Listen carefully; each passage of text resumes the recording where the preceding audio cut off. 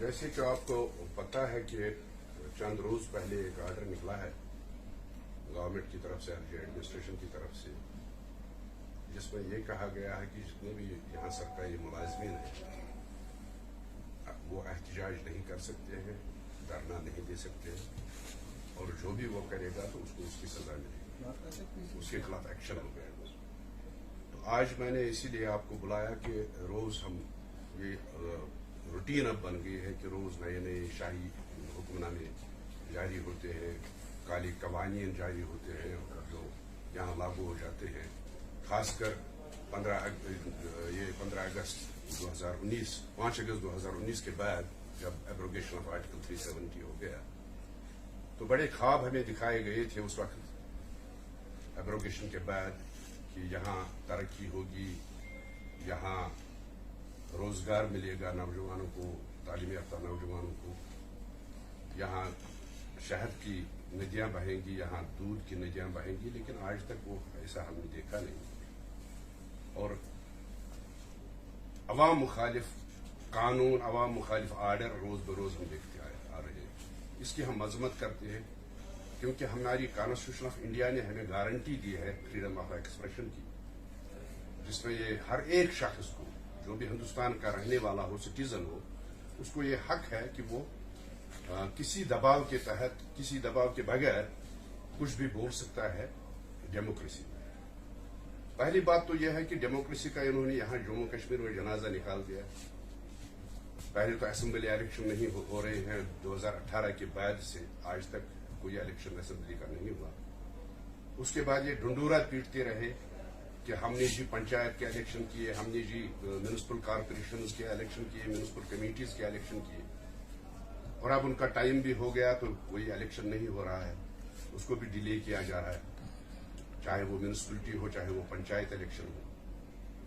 تو اب ایک ہی بات یہ کہہ رہے ہیں کہ اب یہاں پارلیمنٹ کا الیکشن ہوگا، کب ہوگا بھی یا نہیں ہوگا جموں کشمیر میں وہ ہمیں پتہ نہیں ہے، لیکن جو یہ قوانین یہاں روز بروز نافذ کیے جا رہے ہیں، ہم یہ سوچتے ہیں کہ یہ عوام مخالف یہ قوانین ہیں، عوام مخالف یہ حکم نامے ہیں، ان سب حکم ناموں کو، ان کالے قوانین کو واپس لیا جائے۔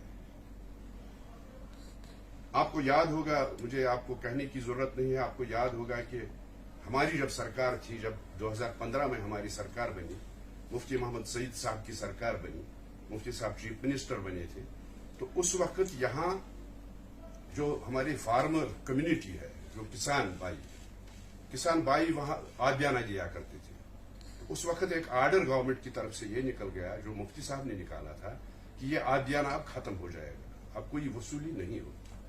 لیکن آج 8 سال کے بعد ہمیں دیکھنے کو ملتا ہے کہ 8 سال کا پورا جو آدیانہ ہے وہ وصول کیا جاتا ہے کسان بھائیوں سے۔ تو میرا یہ مطلب ہے کہ تنگ کیا جاتا ہے یہاں کے لوگوں کو، یہاں کے کسان ہوں، یہاں کے یہ ملازم ہوں، یہاں کے بے روزگار نوجوان ہوں، سب کو کسی نہ کسی طریقے سے تنگ کیا جاتا ہے۔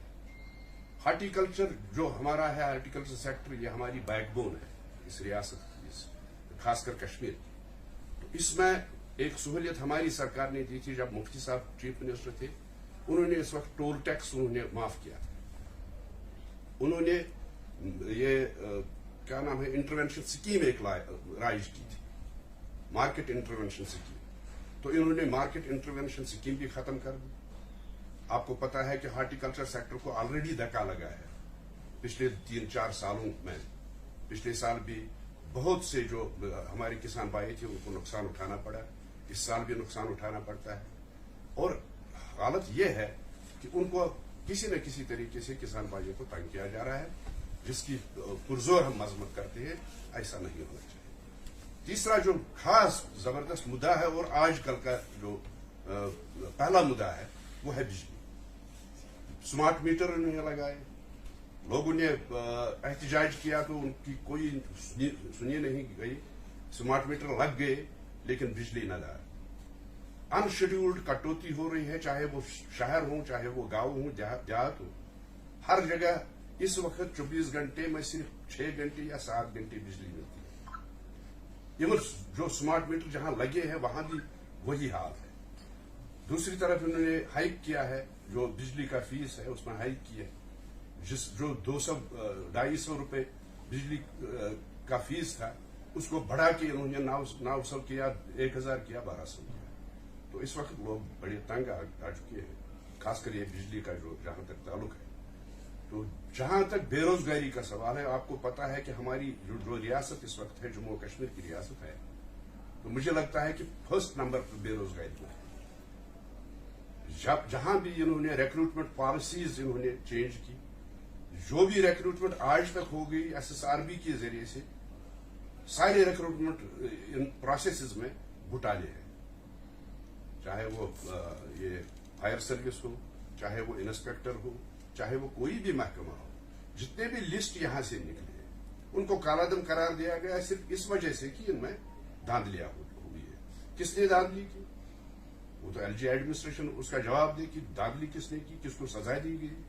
सजा किसको दी गई? सजा बेरोजगार नौजवानों को दी गई। जो सिलेक्ट हुए थे उनको सजा दी गई क्योंकि वो लिस्ट कालादम हो गई। तो मेरा ये मतलब है, इन्होंने तजुर्बागाह बनाया है जम्मू कश्मीर में।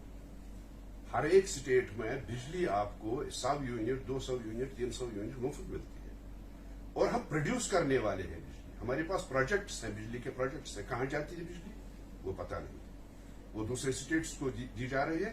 और हमारी जो यूनियन टेरिटरी है, इस यूनियन टेरिटरी में लोग तरस रहे हैं कि हम बिजली का चेहरा देखें। तो इसका यही मतलब है कि मुझे लगता है दूसरी तरफ से बीजेपी वाले हैं जो ये दावा कर रहे हैं कि यहां तहमीर उतारी हो गई, और हर एक महकमे में इस वक्त घोटाले ही घोटाले हैं। जल जीवन मिशन ले लो, हजारों करोड़ के घोटाले उसमें, जो हमने नहीं कहा, इनके ऑफिसर ने कहा, उसमें घोटाला है। ये जो हम स्मॉल सिटीज देख रहे हैं, स्मॉल सिटी प्रोजेक्ट्स देख रहे हैं, इनमें घोटाले हैं। कल ही मैं सुन रहा था कि जितने भी जो बसेज इन्होंने लाई है, ई बसेज जिसको नाम दिया गया है, ई बसेज, उनमें घोटाला है। उनको चलाने वाले, उनके कंडक्टर वो बाहर से लाए गए हैं। क्या यहां बेरोजगार नहीं है? क्या यहां हमारे दोस्त, हमारे भाई, हमारे जो और लोग हैं वो नहीं चला सकते वो बसेस, वो कंडक्टर नहीं बन सकते? तो मतलब यही है कि मुझे लगता है कि इन्होंने ठान लिया है कि जम्मू कश्मीर के लोगों को तरह तरह से तंग किया जाए, और जिसकी हम पुरजोर मजम्मत करते हैं, हमारी जमात मजम्मत करती है।